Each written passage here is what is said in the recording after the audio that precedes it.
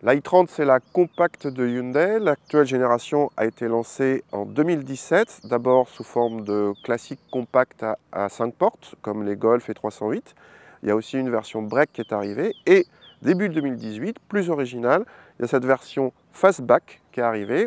Fastback, c'est le nom que Hyundai donne à cette version. C'est une carrosserie coupée 5 portes.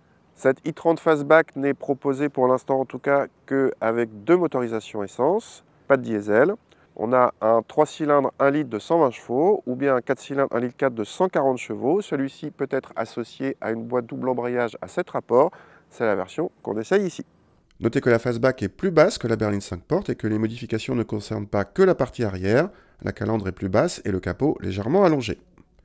À l'intérieur, la planche de bord reçoit du plastique moussé sur la partie supérieure, mais dur en dessous.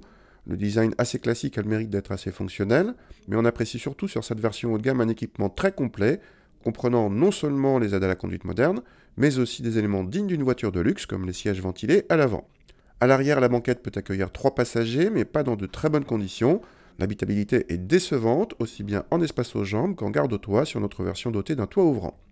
Le coffre, un peu moins logeable que ceux des Mégane ou 308, reste supérieur en volume à la moyenne de la catégorie et à celui de la i30 normale, mais son seuil de chargement trop haut est gênant.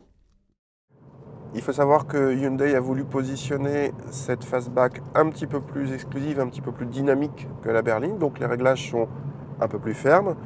Ici, avec la finition haut de gamme et des roues de 18 pouces, ça donne une voiture qui est un peu ferme pour une voiture qui n'a pas de vocation sportive. Côté dynamique, c'est pas mal, mais sans plus. Bien qu'elle soit plus basse et plus ferme, quand on la bouscule, elle prend un petit peu de roulis.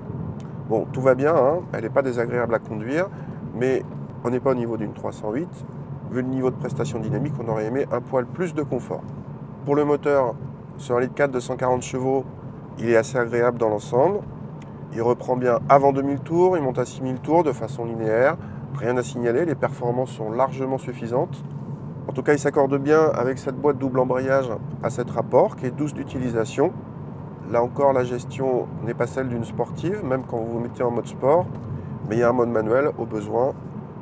Si vous craquez sur la ligne de cette i30 Fastback, on vous conseille rien que pour le confort de choisir la finition inférieure créative, qui alloue des roues de 17 pouces au lieu de 18, ce qui donnera un peu plus de moelleux. Cela vous permettra au passage de faire baisser la note de 2500 € pour descendre à 30 000 € avec un équipement déjà assez complet. Cela représente 700 € de plus que la i30 berline normale, pas trop cher pour un coffre plus grand et une ligne plus originale.